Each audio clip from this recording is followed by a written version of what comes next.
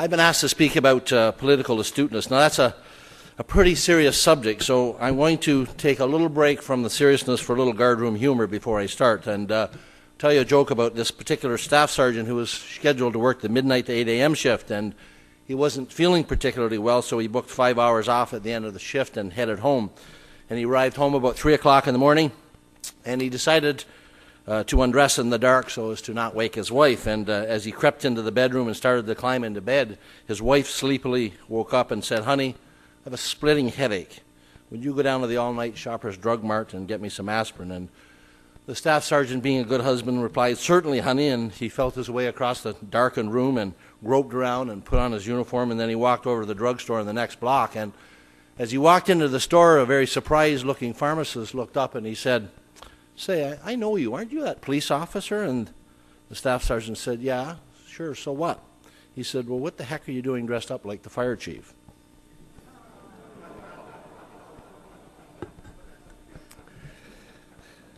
I'm the chief of York Regional Police, and although I don't have beautiful slides of the Sydney Harbour, I could have brought a slide of Wonderland here and showed it to you, but York Region, for those of you that are not familiar, is immediately north here of the city of Toronto, and we are the sixth largest municipality in Canada and home to such large giants in industry such as Magna, IBM, and Wonderland, which is our version, a very small version of Disneyland. But our region was created in 1971 with 14 different municipalities and amazingly 14 different police services coming together in one. And today we've grown to be the third largest municipal police service in Ontario with over almost 1,800 employees, a full-time air support unit, marine unit, policing almost 1 million people, with 9 separate municipalities, 9 different mayors, 9 different councils, plus a regional council and a regional chair. So you can appreciate the importance of political astuteness in an environment like that.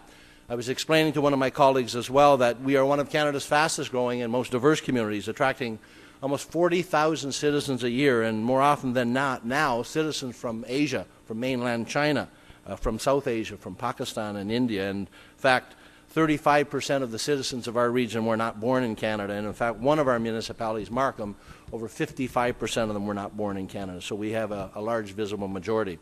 I've been a police officer for 34 years, and I've had the benefit of working with some fantastic police leaders, and I'll admit some not so fantastic police leaders as well. But I count myself to have been very fortunate to work with individuals such as Commissioner Julian Fantino, Chief Don Hillick, and Chief Bob Mada, to name but a few, and certainly learned a lot about political astuteness from these 3 men, and also about the importance of building good relationships within the organization and within the community, relationships that are most importantly built on municipal respect and on professionalism.